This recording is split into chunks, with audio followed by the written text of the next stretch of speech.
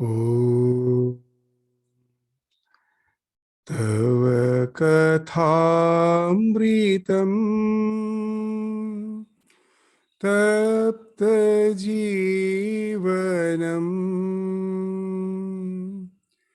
कविभिरीडितम्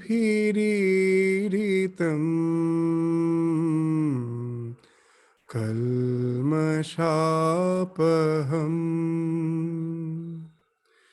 श्रवणमङ्गलम्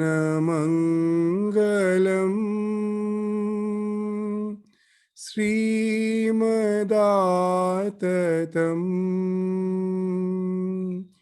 भुवि गृह्णन्ति ये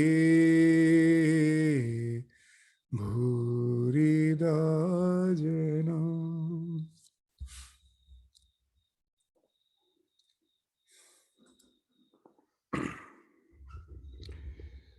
So we will continue with the section in which we find Sri Ramakrishna is visiting Vidyasagar. So Sri Ramakrishna's conversation is going on. So we will start from the section from where we ended. The last portion which we read was Sri Ramakrishna's words. Chaitanya Deva set out on a pilgrimage to southern India. One day he saw a man reading the Gita. Another man, seated at a distance, was listening and weeping. His eyes were swimming in tears. Chaitanya Deva asked him, "Do you understand all this?" The man said, "No, revered sir, I don't understand a word of the text." "Then why are you crying?" asked Chaitanya. The devotee said, "I see Arjuna's chariot before me. I see Lord Krishna and Arjuna seated in front of it, talking. I see this and I weep." So as we were indicating in the last class, that the scriptures as such has no value unless it leads to realization, unless it leads to devotion. It's not meant for mere academic knowledge. It's not meant for intellectual gymnastics. It's not meant for just developing the skills of argumentation. It's the index by which we can attain God. It speaks of devotion. So here we find that though the person apparently appears that he is ignorant about the scriptures, he understands nothing of the scriptures. But just by hearing someone reading the Bhagavad Gita, he can immediately visualize the background of it, the scene where Bhagavan is instructing Arjuna, who is in distress. And seeing that, immediately he can get identified in emotion as if with Arjuna, as if he is in presence of the divine. He is assured of the fact that whenever he is in distress, God is with him. And this actually is the thing, this visualization results in the welling of emotion, exuberant devotion. And what else is wanted? The scriptures have no value apart from that. So the study of the scriptures is to develop love for God and dispassion for worldly life. And this devotee has attained that. So what else is needed? So now we will again proceed with the words of Sri Ramakrishna. Why does a Vijnani keep an attitude of love toward God? The answer is that I consciousness persists. It disappears in the state of samadhi, no doubt, but it comes back. In the case of ordinary people, the I never disappears. You may cut down the Ashwatha tree, but the next day sprouts shoot up. Even after the attainment of knowledge, this I consciousness comes up. Nobody knows from where. You dream of a tiger, then you awake, but your heart keeps on palpitating. All our suffering is due to this I. So here we find, again, Sri Ramakrishna is speaking of the realization which has taken you to samadhi. Not only samadhi, most probably it has taken you beyond the domain of the ego. But as we were indicating, that there are three phases of the mind. Our mind is distracted with a lot of effort. Most probably we can get the focus, one-pointedness for the time being. But again, the distraction mode comes and breaks that focus. Why it happens? Because the subconscious mind is still filled with all those distractions, all those distractive thoughts. With my attempt, with that conscious attempt, though for the time being, I am capable of keeping the mind in one thought. But the subconscious mind is very powerful. The latent impressions there, they come up and break that concentration. We all have experienced that. But the same thing happens when I have already concentrated my mind. My mind has become one-pointed. Ishta vritti, the vritti, each and every pulsation of your mind speaks of God consciousness. That's the Ishta vritti. Each and every pulsation of our mind, each and every vritti of our mind speaks of God consciousness. But that's the state from where, as we have indicated, you cannot stay in that state for long. If we really can develop that state where my mind is intently thinking of one thought, know it for certain that will take you to the state of thoughtlessness by the dissolution of the ego. With the help of psychology, as we were trying to understand again and again how it happens, that when I am focused in one thought, what happens? The other things falls off from my mind. The more the mind is concentrated in one object, the more I will find the mind loses the capacity to process all other informations. Because most of the mind is taken away by the object of my concentration. First, the external distraction falls off, and then we find even the bodily feelings, they start falling off. We have experienced in our life, when I am doing something with full concentration, I forget about my hunger, I forget about my thirst, I forget the need to sleep, I forget tiredness. We find there's those who are passionate about something. It may be some game it may be some sports like skiing, or it may be surfing. You will find it needs tremendous concentration. Or it may be absorption in some instrumental music or vocal or any other performing arts, or even a surgeon performing a surgery. Wherever that focus is required, you find that, what to speak of the external distractions, even all the bodily feelings, they also start falling off. But a small portion of the mind, that speaks of the ego, which keeps my sense of this limited individuality intact, that it is I who am meditating. When the focus becomes so intense that even that small portion of the mind, that optimal portion of the mind, with which the ego is kept intact, the sense that I am this psychophysical existence, that also is taken away. That's where that ego falls off for the time being. Your mind gets totally absorbed in the object of consciousness, in the object of your meditation. You become as if one with the object of meditation. That's the idea of triputi bheda, where dhyana, dhyata, dheya, these three distinction falls off. Dhyana, the process of meditation, dhyata, the one who is meditating, and dheya, the object of meditation. This triad collapses. You become one with the object of meditation. That's the triputi bheda in our scriptures, which has been defined as samadhi. When you reach that state, the ego is not there. The portion of the mind which is required to keep your ego intact, that also has been taken away by your object of concentration.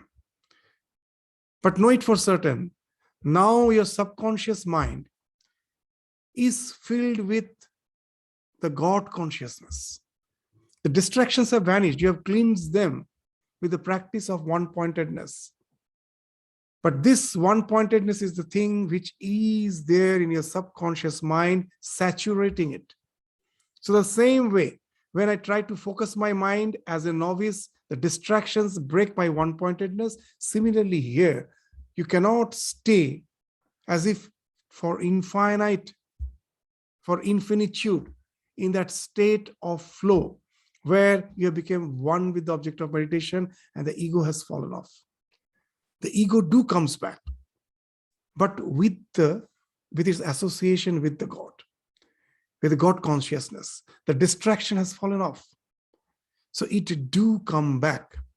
So it would just totally annihilate the ego is something which is very difficult. Those who have developed tremendous dispassion, those who doesn't want to even come back to the state of God consciousness, they try again and again to merge in that state of flow where the ego has dissolved, at last to merge the ego totally. It's only by the will of God for a few that happens. But for most of us, even if we reach that flow, we do come back to the sense of ego. But that ego is now ripened. It has transformed.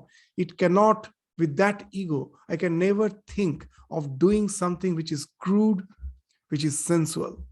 If someone says that I have reached samadhi, so I am beyond dharma, the scriptures say the one who has attained samadhi is beyond dharma. And sometimes we are fooled by some of the so-called charlatans, the so-called those who feign to be the spiritual guru and say that don't try to follow me or imitate me. I have reached realization. My way of life, you shouldn't try to follow. I can have all sorts of things. Know it for certain, he's fooling you.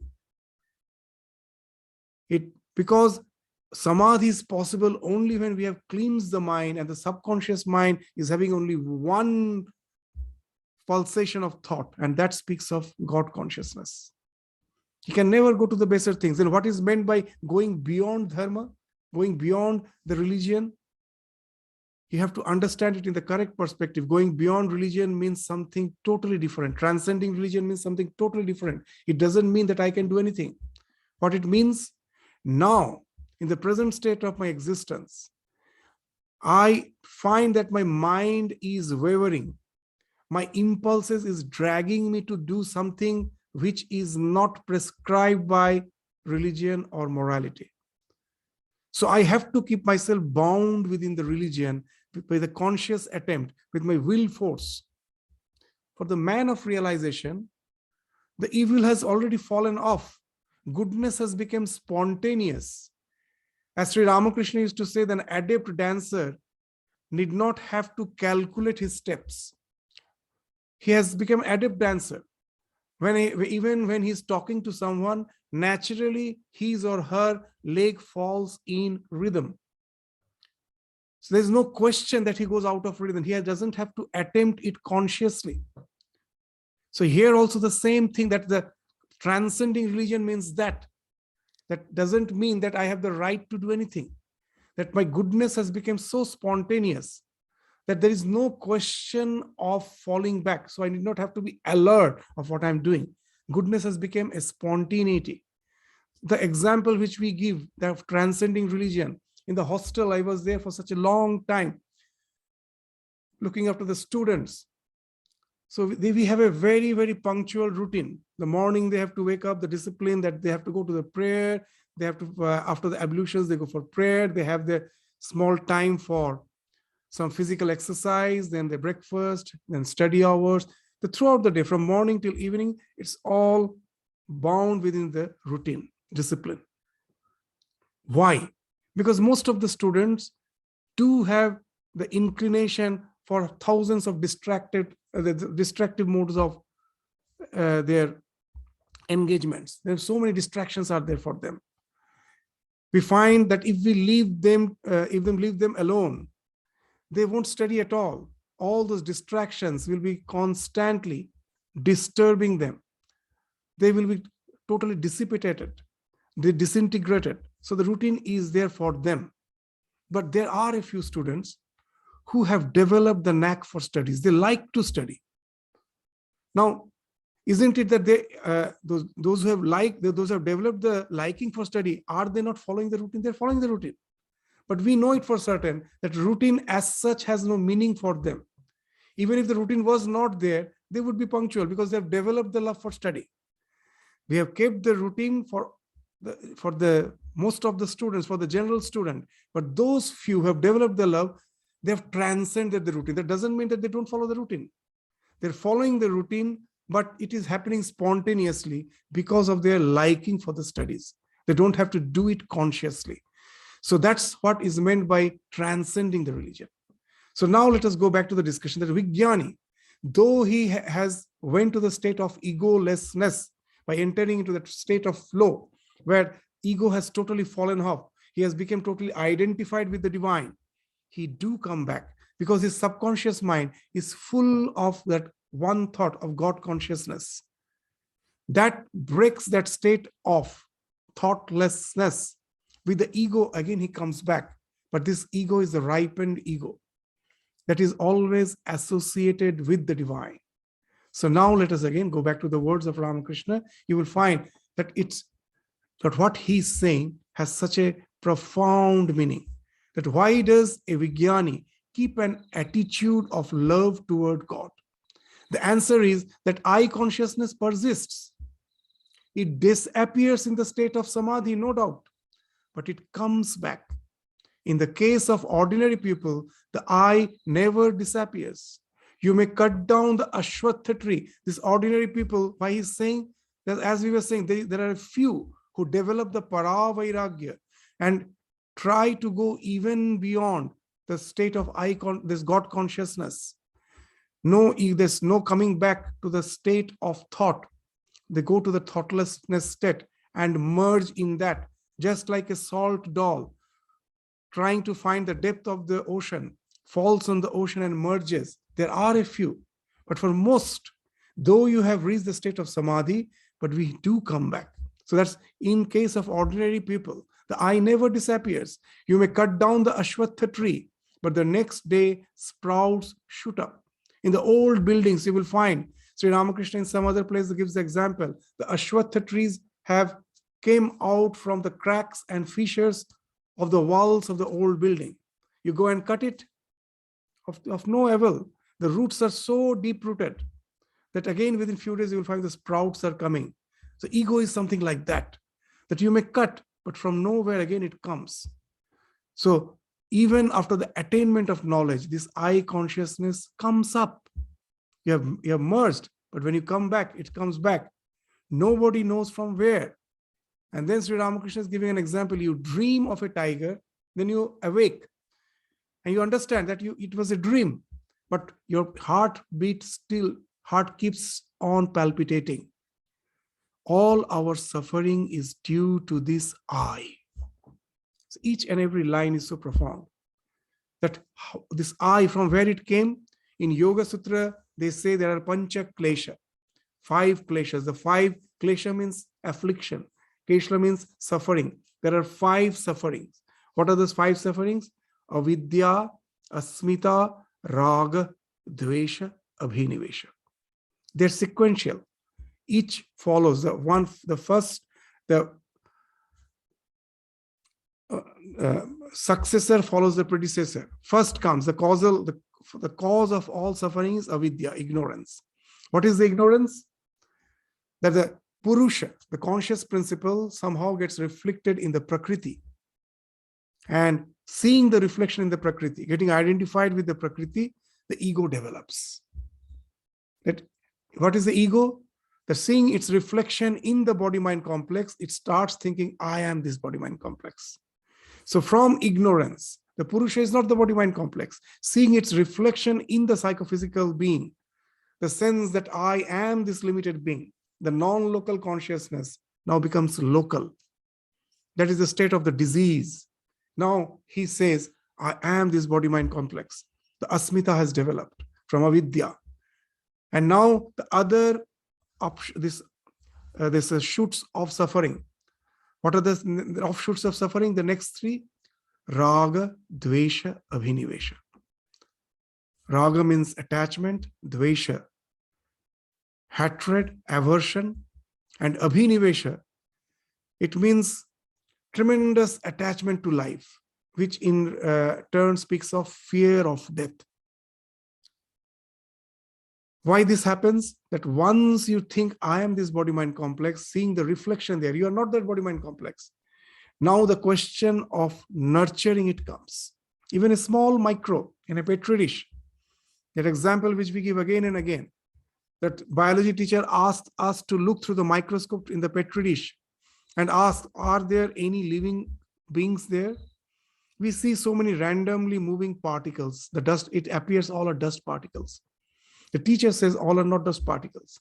Among them, some are living. They have life. To prove it, what he does, he just puts a drop of nutrient in the center of the petri dish and then asks again to look through the microscope. Now you will find among all those so-called randomly moving particles, a few have gathered direction.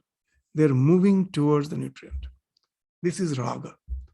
The moment that sense of I has come, that I am this body-mind complex, now I have to nurture it, because this is me. To nurture that, whatever sustains it, I'm moving towards it. Dvesha, instead of, if in place of some nutrient, I keep some toxin, the direction will be just the opposite. They will move away from it. This speaks of dvesha, hatred, that the thing which is going to harm me, I hate, I try to get rid of it. But sometimes the thing which I hate is so powerful, I simply cannot get rid of it. I myself have to run away from it. That speaks of fear of death, running away from the cause of all the so-called disintegrating factors. That is abhinivesha, tremendous clinging to life. And are there any cause of suffering apart from this raga, dvesha, abhinivesha? Tremendous attachment speaks of suffering, because the object of attachment, if somehow I don't get it, it is withdrawn from me, it is invariably going to cause suffering. All the suffering is because of these kleshas, avidya, asmita, raga, dvesha, abhinivesha. From asmita, raga, dvesha, abhinivesha sprouts. So that's why I is the cause of all suffering. Just see how that simple one line, the Gospel of Sri Ramakrishna, not a single sentence is there where you won't find the reference to the scriptures. All our suffering is due to this I. So this I, so as we were discussing, so now Sri Ramakrishna in his own way, in his simple words, is giving an example. The cow cries hamba, which means I. Hum, hum, in Hindi, hum means me. I. Hamba means the sound, when the cow is making that, when it cries, that so sound is something like hamba, hamba. So Sri Ramakrishna is saying that the cow cries hamba, which means I. In Hindi, hum means I. So which means I. That is why it suffers so much. Because constantly it is saying I. It has now to go through a lot of suffering for lives together, as if. That is, the suffering is being explained, that how tormenting that suffering can be. It is yoked to the plow and made to work in rain and sun. Then it may be killed by the butcher. From its hide shoes are made, and also drums, which are mercilessly beaten. Still it does not escape suffering. At last, strings are made out of its entrails to be used, in the carding, for carding cotton. It is used in the bows. In the olden days, now I don't know how many of course, of the older generation, many of you have seen. In the olden days in India, to make the mattress or the quilt, you have to fluff you make the cotton fluffy. So those who used to make these quilts and mattresses, they will just go from door to door asking, do you need to have some new quilt? And if you need, they will have the bag of cotton. They will start that fluffing of the cotton with the help of the string which has been made of the entrails of the dead cow. And very interesting that when you just go, or when in the process of fluffing the cotton, whether you have to just go on what you say, that stressing the string, you have to go on pressing the string along with the cotton, and that when you press the string, a sound comes which is something similar to tuhu tuhu. So Ramakrishna is saying that in Hindi, tu means you. Tuhu tuhu means tu. That means you, thou. So for that string, so much suffering has already been entailed. The cow was killed. Before being killed, it was yoked to the plow. It was made to work in rain and sun. And then in the hands of the butcher, it was killed. From its hide, the shoes were made, drums were made, and at last from the entrails, when this bows, the strings of the bows of the carding cotton is being made, then the sound of tuhu tuhu comes. So all the suffering do have meaning. It is through all the suffering which we go through, at last that realization comes that it's the plan of the divine. That if because of ignorance, so that we are going from life to life, from life after life, we are going through this process of this, what you say, this various of this incarnated various beings in the various forms as various animals. We are taking so many lives. Through all this experience, at last, the realization comes. There's a sense that I am doing everything, that sense of I, that has to fall off. That because of ignorance, the moment that I came, immediately nature took hold of us. And the nature was making us dance in its own rhythm. The moment we get ignorant, but the moment you understand that, the moment you recognize that it is after all the play of Maya, it is fooling me, you just have to recognize, immediately the Maya will run away. Maya ke chinte parli, Maya paliye jai. Sri Ramakrishna in the Gospel, some other places saying, the moment you recognize Maya, it will run away. He used to say a very nice story that the children were all playing among themselves, and an elderly person who was the uncle were related to those children. That uncle thought of just playing some prank with the children. So what he did, he just wore a bear skin, just hiding himself in the mask of a bear. And he comes in and tries to frighten the children. All get scared, panic. They're running here and there, shouting, thinking that real bear has come. And then one of the small girls recognized. He says, "Oh, you are my uncle." And the moment the girl says that you are my uncle, immediately he removes the mask, because now there is no need. He has been recognized. So the moment you recognize Maya, it will remove its mask. Till you have not recognized, it will make you suffer. As long as the I persists, this avidya, because of avidya, because of ignorance, the I is still there. This raga, dvesha, abhinivesha, attachment, hatred, and tremendous clinging to life is bound to make us suffer. Till we recognize that it is the Paramatma, whom I say as the God, the divine, it is He who is playing His role. Means in Shankhya, Prakriti is apart from Purusha. But in Vedanta, it is the Lord whose is Prakriti. From Him the Prakriti has emanated. So there is no question of making the Prakriti the villain. Their Prakriti is the Shakti Rupini, the mother. It is the same Purusha is being projected as Prakriti. So once I recognize that and know that it is the God who is playing through thousands of bodies, then and then alone, I can go beyond the suffering. As we told that the story that God is playing book cricket, that in the Vedanta, it is not that Prakriti is separate from Purusha.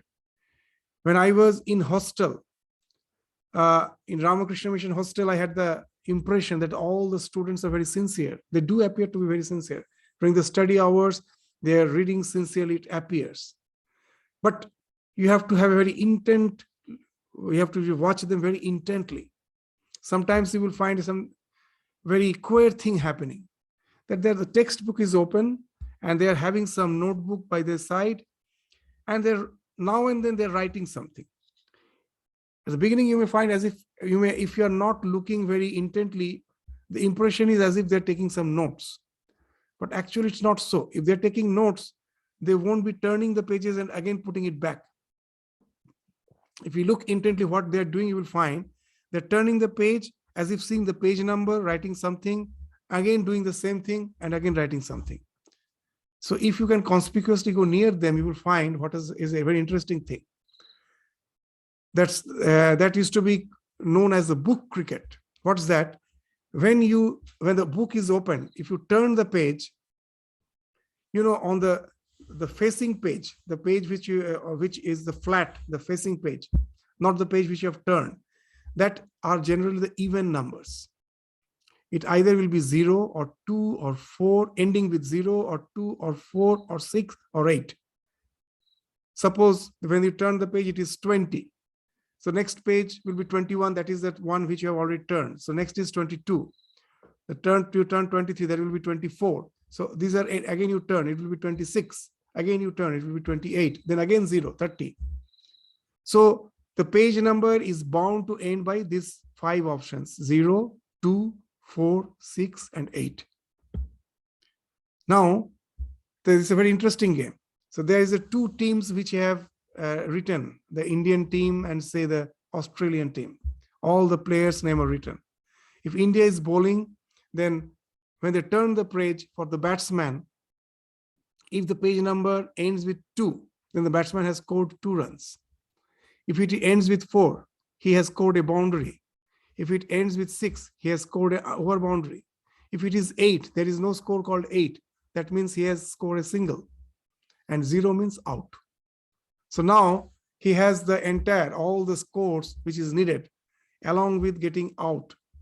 So now what he's doing is just turning the page, and there are 2 teams. He's playing the cricket just by turning the page. He's not studying. So now, very interesting thing that when we found out, then this analogy came in our mind. That what's that? The God is doing the same thing. All the characters like you, me, and all, it's not all separate, segregated existence. It is the God who has become me, it has become you, he has become everything. All these interactions, all the things which are going on is as if the game. But who is playing? Is a God who is playing through all these characters. Just as the 2 teams with all the players in the book cricket are none other than the one who is playing the book cricket. It is his imagination is created and is playing. Similarly, God is playing through all of us. So it is God alone who is being projected as his entire existence. The entire world is his Leela.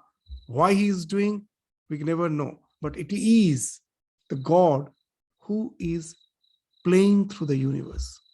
So when you know that, then you're bound to have that sense of tu who. It is you who are doing. The ego falls off. And then the sense of surrender comes. I'm no more frightened. If God is doing everything, then where is the question of trying to save me from the perils? It is he who has willed such. If I'm going through happiness, it's good, but it is God's will that I go through this state. So a total sense of resignation has come. So that avidya from the asmita is still there, but raga, dvesha, abhinivesha has fallen off because that I is now linked with the divine. Oh Lord, it is your game. Whatever is happening in my life, it is your will. So the suffering vanishes doesn't mean that most of us become devotee to get rid of suffering. Oh God, save me from all the suffering, that give me wealth, give me position in life so that I need not have to suffer. I need not fall sick. So getting rid of suffering does not mean that you get beyond all the suffering. The suffering is still there, but you have transcended them. That the life goes on with its duality. Sometimes you will be in a very so-called prosperous mode, happy mode. Sometimes you will be in a very dejected mode. But when you know it's the God whose play is going on, you will be totally detached from them. You will be just witnessing them, knowing it for certain. It is a God who is playing through you. So that's what is being indicated as tuhu tuhu. That everything is by God's will happening. As we always say, that the love which the mother finds for the child is something which is being implanted by God. All the altruism is being implanted in our heart. If we never felt compassion, would you ever feel like giving even a single pence to anyone? But that compassion which wells, is it something my credit? I find that automatically, if I see suffering, compassion comes. We are made in such a way. So who did it? God has implanted that daya in us. It is not mine. So just see how we can get rid of the ego. Sahayagya praja srishtva. That in Bhagavad Gita, that slok is there. When he created with yagya. Yagya doesn't mean fire sacrifice. Yagya means interrelatedness. In fire sacrifice, if you take it literally, what we are doing, we offer something to the fire god. The fire god takes our oblation with the fire always moves up, takes our oblation to the other deities for whom it has been offered. Why we are offering? So in return, the God gives us rain, God gives us good weather so that we can cultivate the land, and there is prosperity. So it's a question of interdependence, that I offer something to God, in turn God gives me something. That's the idea of yagya. So if you leave out just the physical aspect, the real idea is interdependence. So when in Bhagavad Gita, Bhagavan says Sahayagya praja srishtva. The meaning is, when God created this creation, he did it along with yagya, this interdependence. That is the real sense of yagya. Yagya, if you just take as fire sacrifice, its idea gets very limited. So with this idea of interdependence, he has created the world. Through us, we are the instrument through which he is working. So when this hamba goes, the sense that I am the doer, this ego has fallen off, then only you can go beyond the suffering. Because with that resignation, the sense of witness comes. God is doing everything through me. And there is no question of suffering. In life, once you know that God is doing something through you, and that the real you can never die. It is the soul. You are the Atma, God is the Paramatma. You are eternal, God is eternal. And your relationship is eternal. When you know that once, all the suffering is bound to vanish. The life can become a real excitement, an expedition, an adventure. Just to give an example, when you know that in the roller coaster, the children, you go for this amusement parks, and there's the roller coaster. It appears to be so dangerous. The sharp turns, and suddenly it will take you up, and almost at 90 degrees, it will just make you fall and take you round at very sharp angles. The children will scream, shout. They as if are very much panicked, but they will again and again insist, please, again, just pay some money. I want to go back there again. If it is full of so much peril, what gives the thrill? The children know it for certain. Even the parents know it for certain. It has been designed in such a way that though each and every moment I feel that I am in peril, nothing is going to happen to me. And that creates the sense of adventure. If I know nothing can annihilate me, all sufferings of life can become as adventurous as a roller coaster.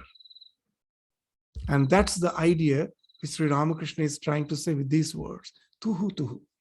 When I becomes that, when that I vanishes, and you know it is the God who is playing through us. It is his lila. That's why it is called lila. Lila means sport. If life is full of suffering, then how can it be God's Lila? Is God something like what you say, that sadist, that he is enjoying the suffering? No, it is he who has become everything.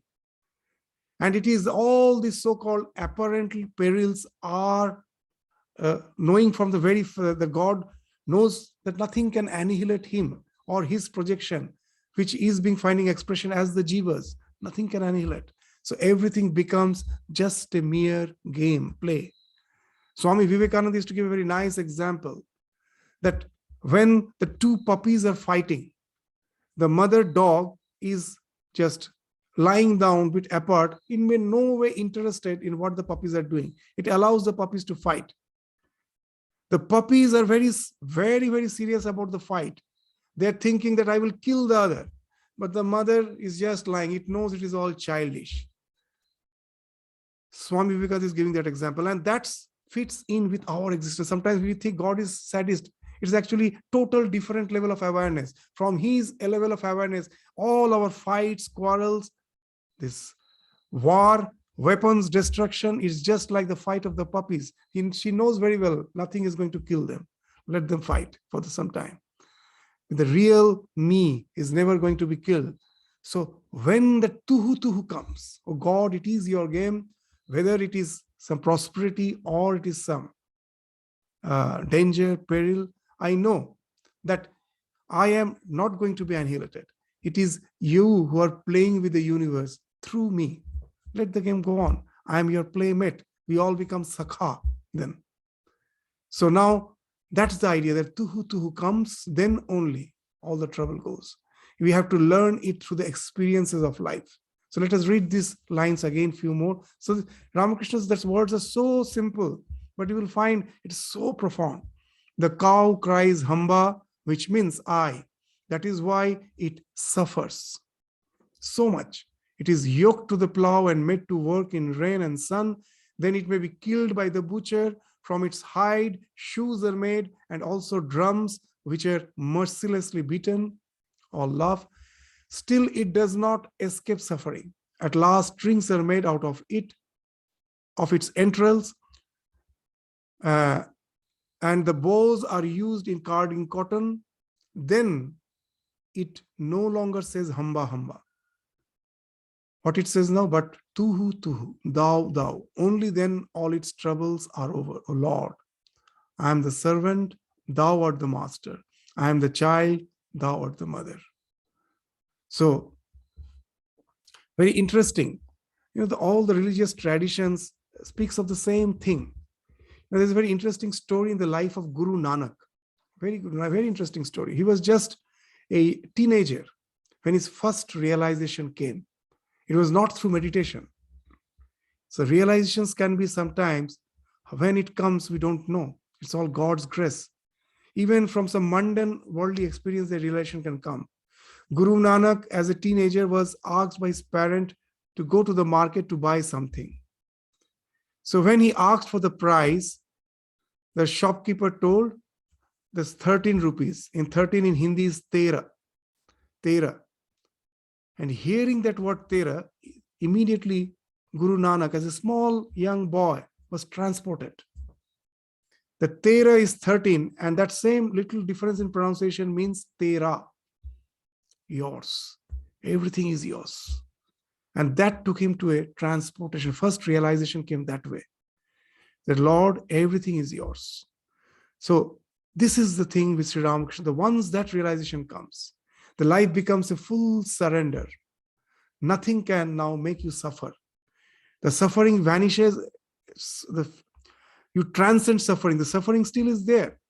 From the others may look it as suffering, but for you, you know it for certain. It's no more suffering. It's all God's play through you. So once Rama asked, now let us go back to Ramakrishna's words. Once Rama asked Hanuman, how do you look on me?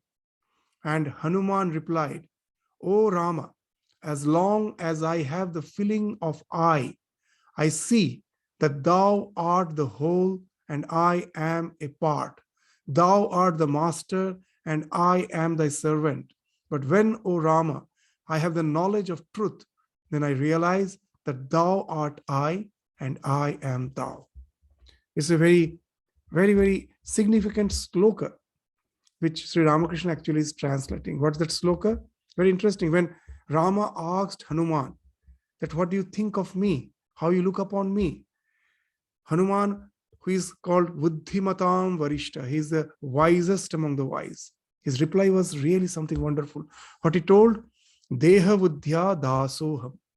As long as I have the feeling that I am this body-mind complex, Deha Buddhi, Deha Buddhya Dasoham. As long as I have the sense that I am the body, my attitude towards you is that you are the master, I am the servant. As long as I have the feeling of the body, the attitude towards you is, I am the servant, you are my master. Jiva Buddhya Tavangshaka. And when I am bit, what you say, that above the body feeling, that I feel that I am the mind. Jiva is the mind. Why the mind? What is the jiva? That which transmigrates is the jiva. That with this physical body may die, but the jiva is still existing. The one with a subtle body, the Atman, encoded, as if coated with that subtle body, is the jiva. The jiva is the one which is transmigrated. So the jiva is actually the mind. The subtle body is the mind. So as the mind, when I am established in the mind, even in meditation, as we always say, that when you enter into a state of flow, when the bodily feelings have fallen off, you are constantly contemplating of the divine. Only you are there and God is there. Then you are identified with the mind. The sense of body has fallen off. So you're related to the divine with devotion. So then you are jiva, because you are totally absorbed in your mind. It is so deep absorption. You have forgotten your hunger, thirst, your tiredness, the need to sleep. All those has fallen off. So though the body is there, as if it is not there. So you're established in your jivahood, in the mind. So when in that state, my attitude towards is what? Tavangshaka. That you are the whole, I am just a part of it. And when the jiva buddhi, that my absorption in the divine, that contemplation, lead to the fall of the ego, when the ego is also obliterated, I become as if one with you. Then I am the spirit. There is no question of you and I. Atma buddhya tvame vaham. You and me are the same. Tvam eva aham. You are me. There is no question of any relation. There is no question of master-servant relation. There is no question of whole and part. You and me are identified. Tvame vaham. Iti me nishchita mati. This is my conviction. In this one sloka of Hanumana, we find a wonderful synthesis where all the quarrel of Dvaita, Vishishta-Advaita, and Advaita fall off. Just in this one sloka. This needs a bit expression. Let us try that today, much time is not there. Let us try to understand what this sloka actually means from our present modern day understanding. Deha Buddhi. In Vedanta, there are so many vadas. One is called Srishti Drishti Vada. So first came the creation, then me. The creation happened, and through the process of evolution, life evolved. At last, I am the human being with all my senses. I'm looking out to the creation, which was far, far ahead of me. So Srishti comes first, then comes Drishti. I have to be a sentient being to see. So according to Srishti Drishti Vada, we will find that in there the question of duality comes. The creation is there, I came later. How the question of duality comes? When you look at the Srishti as something separate from you, that all this creation at last has resulted in you. If you're even a bit intelligent, even if you're a scientist, forget about a religious person, you will find they call it anthropic principle. That today we are sitting here discussing the gospel of Sri Ramakrishna was planned just at the prior moment of the Big Bang. You may say, whatever this quest thing we are saying. No, because nothing is accident. When the Big Bang happened, it was just a calculated force. If it was little, the force was a bit greater, everything would have been dispersed. Galaxies wouldn't have formed. There wouldn't have been any creation. If the force was little less, everything would have been, because of gravitation, everything would have been pulled back. A black hole would have formed. There would have been no creation. The force was just exact to make the creation possible. Now you may say that was an accident. It happened. But now, if you just see the atomic forces, there are only 4 types of forces at last: the strong nuclear force, the weak nuclear force, this magnetic and the gravitation, electromagnetic and the gravitation force. So we need not go to the details. What is this weak nuclear force and the strong nuclear force? We say that positive charges repel and opposite charges attract. So the protons and the electrons are attracting each other. Protons by themselves will be repelling each other. But have you ever thought within the nucleus, all the protons are packed together and they're staying there together? They're supposed to explode out, but they're all staying there together. How is it possible? So the science says when these subatomic particles are too near, means very close, then instead of repelling, they will be attracting. That is a strong nuclear force. So within the nucleus, all the so-called protons are packed together because of the strong nuclear force. Compared to that, the moment you go apart by a little distance, then the question of attraction comes, and the repulsion, the attraction of the opposite force comes, and the repulsion of the same force comes. That is the weak nuclear force. So that's how the electrons which are revolving around the nucleus, that is actually happening because of the weak nuclear force. Now there has to be a particular ratio between the weak nuclear force and the strong nuclear force to make the atom possible. Otherwise, atoms wouldn't have been formed. As we know that they say God particles and all, what there is, the particles are forming and dissipating. Unless you have that, the science is not that easy. It is just for the lay person. We are just speaking in as easy terms as possible. That when the ratio of the strong nuclear force and the weak nuclear force is exact, then only the hydrogen, helium, the preliminary atom starts forming. And of course, after that, the other atoms. When that ratio is not there, then what's that ratio? It's very interesting again. If it was a bit less, atoms wouldn't have been formed. If it is a bit more, atoms wouldn't have been formed. So just see that one accident has been followed precisely by another accident. And if you are a physicist, you will find millions of such accidents has happened one after the other. You come down to the earth.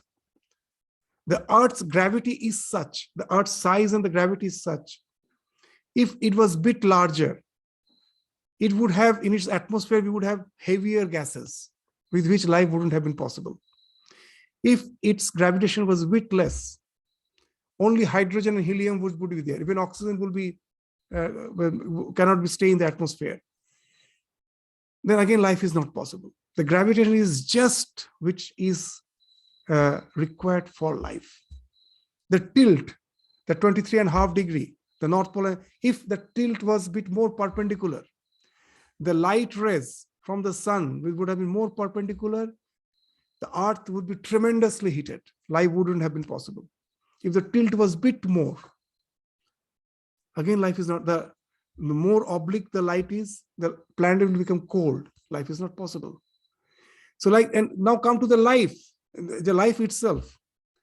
The way the hormones and enzymes are secreted, exact amount, little more, little less, you are no more there. After learning a little science with pride, we say there is no God. Just to say that there is no God, so many accurate chemistry is going on within your body just to say there is no God. It has to go on within that. So now the Srishti is first, you are observing at the Srishti. If you can really look at it, what has happened, you will find so many accidents, which apparently appeared as accidents, has happened one after the other in exact. If it was a little more or less, creation wouldn't have been possible. Even within your body, the way the hormones, enzymes, etc., it's exact to maintain that isotropy there. That homeostasis is maintained that way. Everywhere we find that wonderful balance, one after the other. This speaks of the anthropic principle, that as if it was planned, it is designed, it is not a chaos. So it speaks of something much larger than life, which has designed the creation. So I am just the servant. He is the one who is the master. It is his will, everything is happening. So from this Srishti Drishti Vada, which speaks of the duality. And there you relate to the divine through devotion. You are the master, I am the servant. So Deha Buddhya Dasoham. Jiva Buddhya Tavangshaka. We will take from this portion again in the next class. You will find how nicely this dualism, qualified non-dualism, and non-dualism are the three different perspectives. From three perspectives, when you're looking at the same truth, it appears to be different. And that's what Hanuman is saying. What a nice sloka is that. And that's Sri Ramakrishna is referring to here. That once Rama asked Hanuman, how do you look on me? And Hanuman replied, O Rama, as long as I have the feeling of I see that thou art the whole and I am a part. Thou art the master and I am the servant. But when, O Rama, I have the knowledge of truth, then I realize that thou art I and I am thou. So there's three aspects. We will deal with it. You will find it's quite interesting. So we will again take up from this portion again in the next class. We will just today we try to understand the dualistic. That is why in Sanskrit, very interesting. We loosely translate the word darshana as philosophy. Darshana is not philosophy. We all know in Indian language, darshana means to see. So actually, darshana means perspective. From my perspective, what I say is correct. From your perspective, what you say is correct. The same building, when I'm looking from east, may have total different picture. When I take the photo from the east, it was totally different from what I take from the west. But does it mean it is two different buildings? No, same building. The perspective, from which angle of vision you are looking at it. So here the word darshana means that. It is not that I am denying you. That me, from my perspective, what I say is this. So from the dualistic perspective, that when I think that I am the Deha, then you are the master, I am the servant. When I'm the Jiva, when I'm get identified with the mind, then I am your part. Again, that you will find is very interesting. Even with the modern science, with the modern psychology, we can understand that. Spiritual realization, of course, take us to that realization. But for us to have an intellectual conviction, we can resort to the modern science, with the modern psychology, to find that how Jiva Buddhya Tavangshaka and Atma Buddhya Tamevaham. That portion we will again take up again in the next class. So with this, we stop our discussion today. Namaskars. Thank you all.